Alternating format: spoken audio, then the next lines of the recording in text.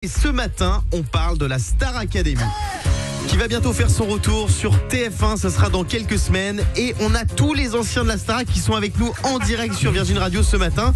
On va commencer avec Jean-Pascal Lacoste. Salut JP. Ça va Guillaume, salut à toute l'équipe. Salut JP. Jean-Pascal, énorme star de la saison 1. On s'en souvient, c'était il y a un peu plus de 20 ans maintenant. Je suis un agitateur, un provocateur. C'est vrai que c'était le meilleur chanteur, je me souviens. Alors Jean-Pascal, une petite réaction juste avant sur le départ de Sylvie Tellier de la société Miss France, parce que je rappelle que tu es marié avec sa demi-sœur.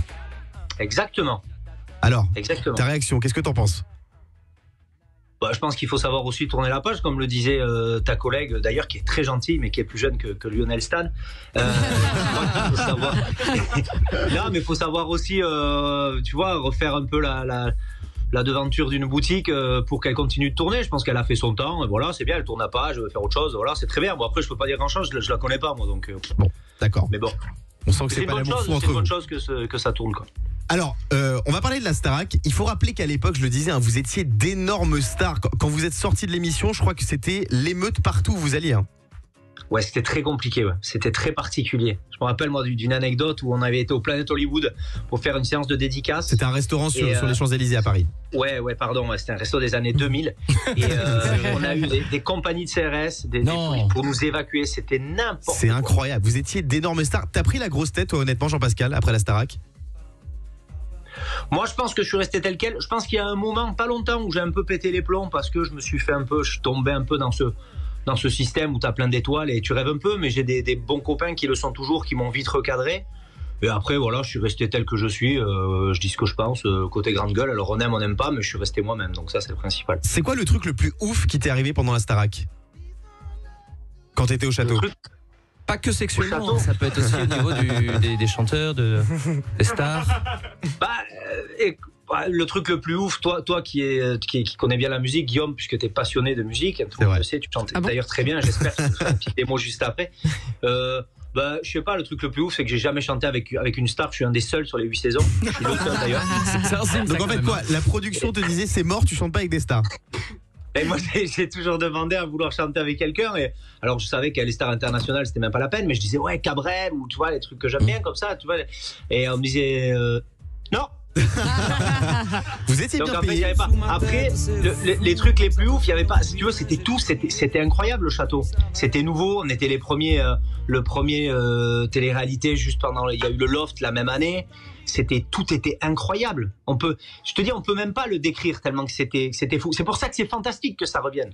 Parce que je pense que si on arrive à retrouver ça, le public il va se régaler. Mais nous aussi. Vous étiez bien payé sur la Starac, Jean-Pascal ?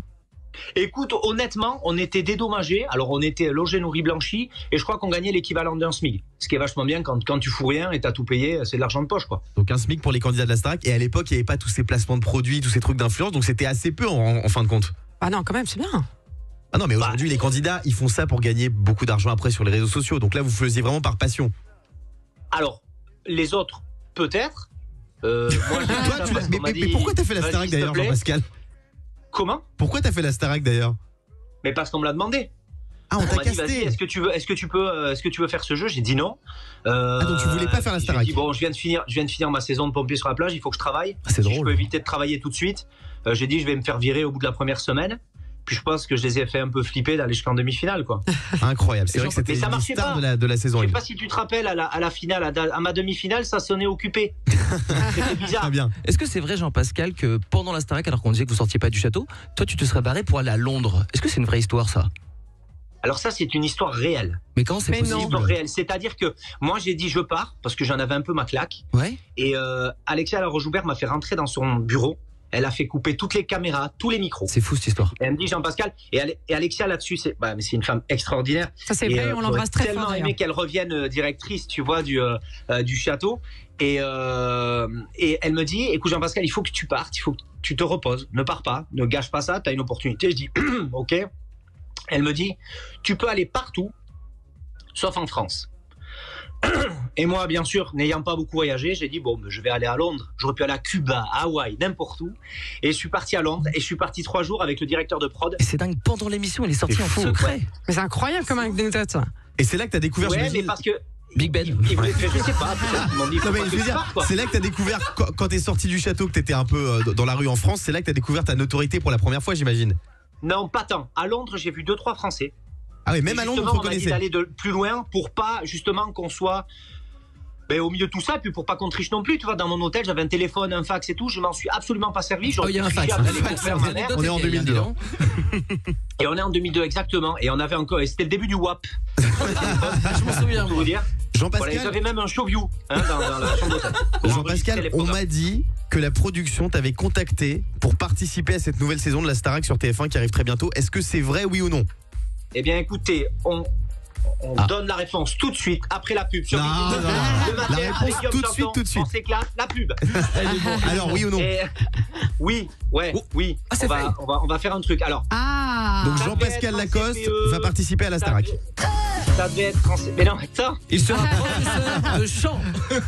Non, qu'est-ce que tu vas faire? Explique-nous. Je sais pas, écoute, j'ai rendez-vous cette semaine avec les responsables. On se voit en début de semaine prochaine. Et on va, parce que ça devait être CPE, puis CPE ça tombe à l'eau, ils ont réfléchi, etc. Donc on va discuter cette semaine de voir ce qu'on fait exactement. Mais c'est obligé, de toute façon il faut retrouver l'esprit de la une. Donc il faut que j'apporte cette... Parce que t'as la une et t'as le reste, qui était très bien aussi. Mais De la si on saison retrouve 1. l'essence même de la une, c'est un carton, c'est sûr. Et ben on verra si c'est un carton, ce sera dans quelques Tu veux semaines. y aller? Vous voulez y aller? Écoute, je me démerde, je choperai des places. Pour ça. Allez, c'est on très s'organise ça. gentil. Merci mon Merci JP beaucoup. d'avoir été avec nous ce matin. Merci Jean-Pascal à tous. Lacoste, une des stars de Star Guillaume. Academy, saison 1.